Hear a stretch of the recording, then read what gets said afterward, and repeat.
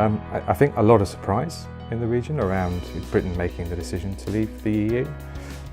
If you think of the context, you've got the Gulf states across the GCC really are maturing in terms of their political systems.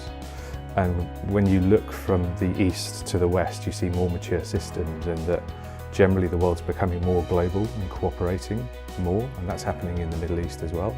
So to see such a high-profile nation like Britain exit from what is a really established part of sort of political life and economic life was a surprise. I think everyone's trying to get their heads around what that really means in terms of the impact it will have on the economy and the political relationships between Britain and the GCC. Far-reaching, I think, is the honest answer. I think if you look at the cost of labour that has now increased, so the value of the pound has significantly dropped against the dollar and local currencies in the GCC. So the cost of doing business for British companies has now gone up significantly. And that's if you're operating a Middle East hub in Dubai or Qatar or any one of the other GCC countries, the cost of running that's probably gone up by 10 to 15%.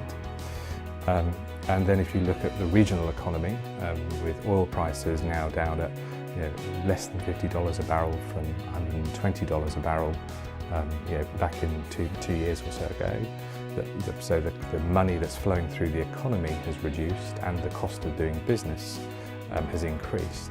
So for British companies, they're going to have to run very tight ships out in the region.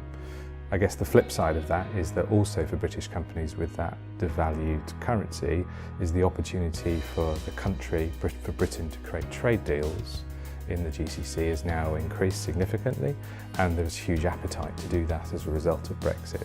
So you've almost got this, sort of balanced challenge where you see the cost of doing business is now much more expensive, but the opportunity to go and grow business in the region has gone up significantly as well.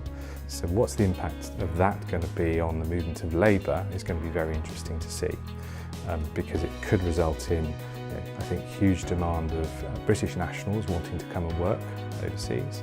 It could result in Eastern European labour changing their focus of where they want to go. Do they want to head east rather than west? So there's a lot of things in play that we're just going to have to watch and see how it evolves. But a very interesting time, because that has a direct impact on HR functions and how they're managing their costs, how they're managing their payroll, how they're looking at deploying flexible working solutions and flexible payroll versus a flexible workforce rather than permanent workforce. So there's many different sort of variables in play that HR teams need to think about where they're recruiting from and how they're managing their costs and making the most of the talent that's available to them in the GCC region. So interesting times.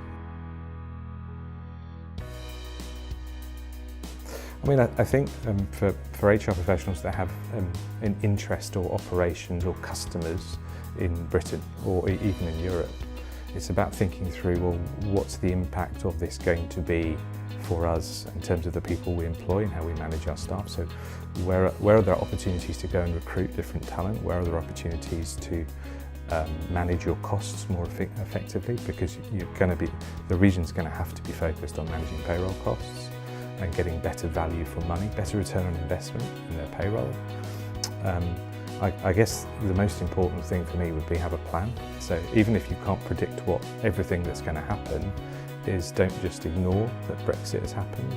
Have a proactive plan that says, well, this is where we see the opportunities and this is where we see the risks, and here's what we've decided we're going to do about it.